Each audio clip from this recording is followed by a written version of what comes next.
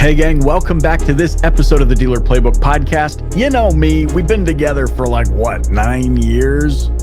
I like to bring in topics that we don't get to hear a lot about. I mean, it's always sales, it's always F&I, it's the car. I don't know how many more ways we can talk about negotiating a car deal. And so we're always looking for new, relevant information that can help this industry move forward. And no better person to help talk about that than our guest today. She is the managing partner of Dealer Merchant Services. They're on a mission to, well, let me just put it this way. She'll speak to it better than I ever could.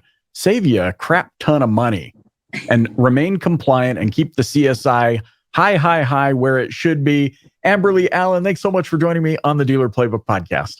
Michael, thanks so much for having me. I'm thrilled to be here. We're going to talk about probably the least sexy topic in the world, credit card processing, right? But it's also a necessary evil, so I'm thrilled to be here. Well, look, I was on your website and I'm seeing savings between $5,000 and $15,000 a month, and I'm like, well, okay, maybe credit card processing sounds unsexy, but saving that amount of money, I mean, this is a good, decent six-figure savings potential every single year. And I think about, well, hey, what could a dealership do with that extra money back in the pocket? And it reminds me, Amberly, of what my dad used to say growing up. He says, how much you earn does matter, but how much you keep matters more. No question. No question about it. So first and foremost, how did you get into Dealer Merchant Services? How did you decide to start something like this up? So good question. In 2005, I started my marketing company. Admittedly, I started in the business when I was 23. I was a wee pup selling direct mail to dealers. And if it tells you a little bit about how long I've been doing it, it was back when they had radio remotes and greeters and gifts and balloons and the whole nine, right? So that's how long I've been handling the marketing side of things for dealers. And I still have that company. But I took a little bit of time off. And when I got back into it, I kind of called it DI Marketing 2.0. And when, direct mail has changed and all of those things, but I reached out to every colleague I knew in the business. Hey, what's working? What's not working? What are you seeing out there? And obviously on the marketing side, we moved very quickly over to digital. But at the same time, I started hearing about these law changes, and I started hearing, okay, well, this is happening and dealers are spending a ton in credit card processing. And so I've been really lucky that I have a dealer body that I work with that I could seek counsel from. Like, hey, what do you think about this? Do you think that it would work in the dealership space? We're seeing it at taco stands. We're seeing it in universities, on our utility bills, Venmo, Cash App, but will it work in the dealership space? And I asked a ton of people, and some of their first questions were like, well, is it legal? Okay, so I went back to the drawing board. Okay, did a ton of research. Okay, looks like it's legal. Okay, let's find out more. And then since I've started down that path, even more states have become legal. And so I have a merchant services attorney on retainer, and really just making sure that no dealer is going to get started down this path if they can't clear, just making sure it's legal and compliant. So that was step one. And then, of course, step two is, what about my customers? How is CSI going to be effective? We're not trying to, trip over dollars to pick up pennies here. So again, right. Back to the drawing board. Okay, how do we, communicate this to our customers in the right way?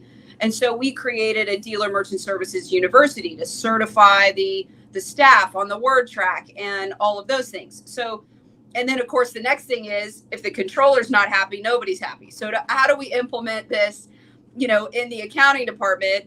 And, my right hand is a former controller. And so we figured out how to navigate all that. But very specific to automotive is the only way this thing will work.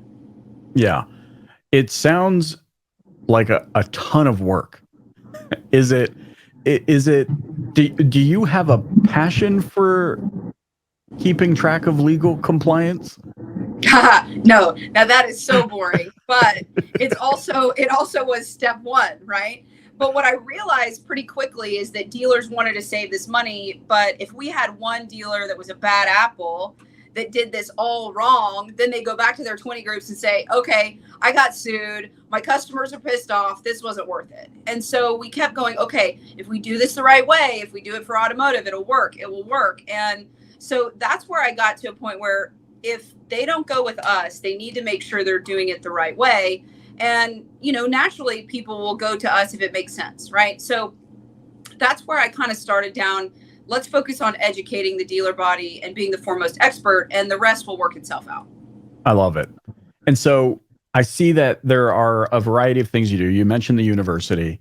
But when it comes down to, and I'm looking here, it says proprietary solution to help dealers save up to 75% of their credit card processing fees without disrupting CSI. What does that look like from where the rubber meets the road? What does that mean? You go into a store and are you swapping out hardware? Are you like, what does that actually look like? And what is the potential disruption that you're seeing to CSI in current models? So great questions, twofold. So first things first, we want to create some awareness with the dealer body on how much are you spending. Right. And so on average, every $100 that gets spent, $2 of it goes to credit card processing. But what's interesting is that in 2010, with the Dodd-Frank Act, they started regulating debit card costs to the businesses. But your credit card processor doesn't want you to know that. So they're not in the current hardware you have. Typically, you don't have an opportunity for the customer to put in a PIN, all these various things, because they basically don't want you to see under the hood. And so when we do these webinars and start teaching people, it's hard to say, but there's probably 60% of dealers that don't even know what they're spending, right? It comes out every month. It's not line itemed on their financial statement. It's just in outside services. It's being debited at the busiest time of the month for the controller. And so when we survey the dealers, they say, I haven't looked at it in 6 months, or I don't know the last time I looked at it, right? And Right. So now there's some that know their numbers and think there's nothing they can do about it. So the first thing we want to do is make sure we create that awareness on, look, how much are you spending? Even if you don't go with a second provider, you should get a second opinion. You may need more updated machines. For example, if you don't have a chip reader these days, you are going to get penalized for it because there's a higher level of risk.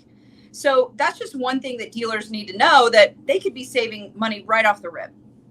And then from there, we actually do bring in brand new machines, and that is required for our program, or frankly, any other program that's synonymous, is that the machines themselves are backed by a US patent, and they differentiate between credit card and a debit card. And that's part of the regulations and the Dodd-Frank Act. And there was even a Supreme Court case and a class action lawsuit. These are all really important components.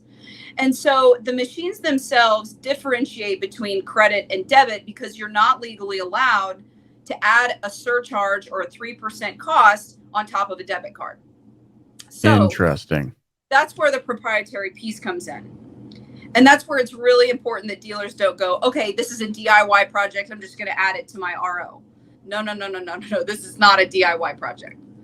So the proprietary software comes in the machines. Gotcha. So is this, I mean, being a Canadian, this is the one thing where I was like, Canada might be ahead of the game for once as compared to the United States, because I might have been, I don't know, 10 years old. Like we're talking mid 90s, early to mid 90s, when, chip card readers and all those sorts of things. And I mean, you would come down to the United States to visit and they were still bringing out that credit card carbon copy click thing. Right. And I'm like, what is happening here? Aren't they supposed to be more advanced than us?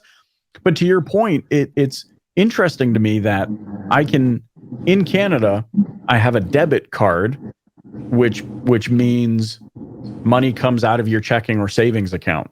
That's right. It can be a Visa check card, but it's never looked at or treated like a credit card. Absolutely. It's just like it's a Visa. It's Visa, meaning you can use it at any terminal that accepts Visa, but it's not looked at. Is that what you're talking about here, where the machine can say, oh, no, this is a debit out of the actual bank account transaction versus out of a credit card account?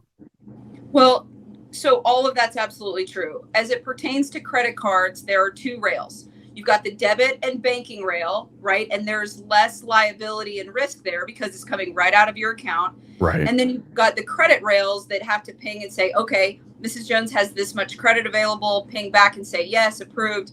And there's just higher level of risk as far as that goes. So you've got two different rails, and therefore when they started regulating it, they said, well, this costs less because there's less liability, and therefore the businesses should have to pay less.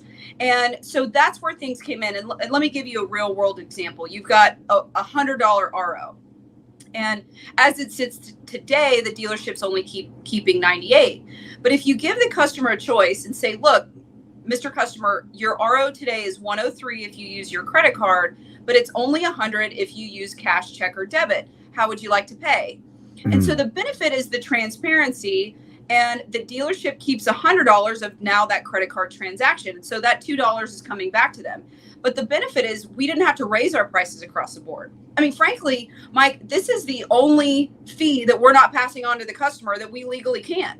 I mean, we go back to shop supplies, we go back to doc fees. At the end of the day, this is the one thing that either they don't know that they can, they don't feel like they can do it safely without disrupting the Apple Cart, and making sure that they do it within compliance. So again, there's some different pieces of it, but that's where that 103 comes in, and you can get that 75% or so in savings because they can't charge the customer anything additional on debit cards. And you even alluded to, okay, debit or credit. Well, with our program, it's what's called bin range, and not to get too far out into the technical weeds, but it actually can tell if the customer's using a debit card or not, right? It can show based on the bin that this is a banking rail, and so therefore I can't charge this additional 3%. And it does that all automatically? It does it all automatically with our machines, and they're all custom programmed for the store. Now, you've mentioned a couple of things. The Dodd-Frank, did I hear that right? The Dodd-Frank Act? Yeah. So in 2010, it was actually the Durbin Amendment, which was a part of the Dodd-Frank Act. Okay. And that's where they started regulating debit card fees, especially with the big banks with over 10 billion in assets. Gotcha. So from a dealer's perspective, we hear this, I go, man, up to 75% of the savings and all these sorts of things, new machines, all of that. Does this vary state by state? Is it a federal regulation? How does that work? Great question. So 48 of the 50 states allow for surcharge. So the ban on surcharge has been lifted. The last two states are Connecticut and Massachusetts, and we anticipate they're in the docket. We anticipate them switching relatively soon. So right now it is a state by state, and there's also specifics based on certain states. For example, Colorado can only charge a max of 2% on the surcharge. And again, that's why you want to have a partner that can help you navigate that. And then in New York, for example, we have dealers there. Well, you have to be specific on showing the customer both prices, both cash and credit. And so we have tools for them to be able to launch according to compliance as well. So those are just some of the components there that you got to make sure of. Here's what impresses me, just as a little bit of a sidebar. I asked you point blank if you were passionate about this. You're like, heck no. But it's clear that you're passionate about helping dealers and helping this industry. And to me, that's the testament of you can get your hands dirty and think outside the box to bring a solution to people that actually serves them versus what like everybody else tends to do. They're like, I think I'm going to be an entrepreneur. And Clubhouse told me that all I need to do is create a $7 PDF on whatever. You're like, screw that. I'm going to get into the weeds here. And I'm going to to me, I'm just so impressed by it because it's not something my brain would ever do. I'd be like, do dealerships need a guitar player? Like my brain wouldn't go to what's that like scary, unsexy, deep regulation. And you went there. You were like, no, I went there. I'm curious, as a little kind of get to know you, what part of you is like, that's me, I got to do that? So it's nice of you to even ask. So I'm a third generation entrepreneur. My dad and granddad and all of the powers that be within it were entrepreneurs. And at 24 is when I started my marketing company. I felt like I could do it better and with more integrity. And I'm grateful that we've sold over $40 million in marketing to dealers since. And with all that being said, I really have a decent amount of scar tissue, right? I've made some huge mistakes. And I think at the end of the day, I felt like it was not only a great idea, but dealers have given me tremendous opportunity in my career. Here I am 18 years later, and dealers are some of the best entrepreneurs out there, right? They know their numbers. They work harder than anybody I've ever seen. And, it's one of these things, they help their community. Their philanthropic efforts are beyond measure. I mean, there's all these things. And I don't know, I guess it just stuck that I loved the automotive space. It was just the right gig for me. And I've always felt like I'm really lucky to have the right gig. So many people aren't in the right seat on the bus in their career. And for me, I've been there. And certainly there were some moments where I was in the corner in the fetal position going, what in the world am I doing? Right? What am I thinking? I don't know why credit card processing. I really just felt like I had something special. And I started with one. I mean, that's all there is to it. I had one dealer that I had worked with on the marketing side. They knew I could execute. And frankly, just at that point, I felt like he said he'd give me a shot. And then now we have almost 100 dealers since. Wow. You've got a fighter's spirit. Is that accurate? Well, that's accurate. But part of that too, Michael, is I had a brain tumor 3.5 years ago. Oh. And, we won't get too far off topic, but that I would say gives me a huge amount of perspective in my life. And so fight is definitely a part of it for sure. I love that. I've never had to deal with a tumor or anything like that. My journey was like severe depression, suicidal depression. I dealt with that for the better part of a decade, but I understand what you're saying in that when you recover, it shifts it just shifts the lens by which you see the world, doesn't it? And especially the way I see this industry. Some of the, like you were saying, just some of the best people I've ever known in my entire life work right inside of the auto industry. And I can understand how that's fueled my desire to do things that I probably wouldn't otherwise do. And that's kind of what I'm picking up from you. Well, I mean, I joke because most of our dealers play golf, right? That's how big the tumor was. So I tell them, anytime you're playing golf, think of me. But even what you've been through, I mean, there's a lot of, as far as recovery and the things that happen on the other side of it. And it's terrifying and all of those things. But it's true. I mean, I've been given a tremendous amount of opportunity within automotive. There's no question about it. Let me ask you this, because we've talked savings, we've talked about, the proprietary stuff, the hardware in your process, and you've got a university, which I want to talk a little bit about in a minute. Why, if any, is there any hesitation to why is this not a no-brainer? Why do more dealers not join the bandwagon? So for us, I feel like, we've had this exponential growth, and we've grown over 2,000% in the last 12 months. And part of that is because the consumer conditioning has changed, right? We've seen the way that people pay for things is changing. Cash App and Venmo have nearly 120 million users on just those two platforms alone. Wow. And they have this same policy. Credit card is additional 3%. If you use your bank account, it's nothing additional. And so I believe that just the subset of customers that are used to it is changing. Dealers also know, I mean, just to give you an idea on that 5 to 15,000, we have calls with dealers every day that could save $1 million, $2 million over the next 3 years. And so, the hesitation is always, how are my customers going to react? And there certainly is a subset of customers that maybe older, haven't used Venmo, haven't used Cash App. They want their American Express points. They don't want any pushback, right? And so before we ever get to the store, we communicate that. We're not trying to hide from it. There is going to be some people that will ask and some people that may push back on it.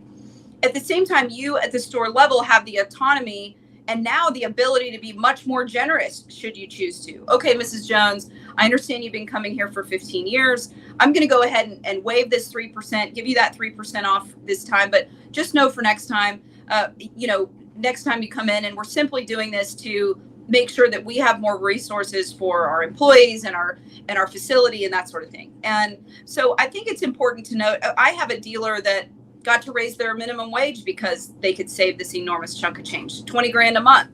So I think we just have to see, why are we doing this? What is the point? At the same time, we see about less than 1% of people push back on it. And we give the dealers the tools to make sure, how do we communicate that to the customer ahead of time so you mitigate any heat? And if you do have heat, we tell them, never let the toothpaste out of the tube. Don't ever let it get past, a point where you've got this frustrated customers. They deal with heat all day, every day. They know how to handle this, right? Just fix it and get on down the road. Yeah. Oh man, that makes perfect sense. Talk to me a little bit about, you had mentioned you have a university. Is that built to train on the implementation of your product and your service? It is. So for us, we feel like that's where we shine. Is me and my executive team have over 75 years in the business. My VP is a former controller, 30 years, controller with Van Tile, that's now Berkshire Hathaway. And then I've got another gal that's been 28 years in the business, and she actually focuses on the launch. And we've reverse engineered this in a way where we understand the steps to make it as seamless as possible. But not only do we show up on site at the dealership, oftentimes some require virtual because they're smaller or only doing one department, but we show up at the store. We don't just send them a box of machines and a 1-800 number and wish them good luck.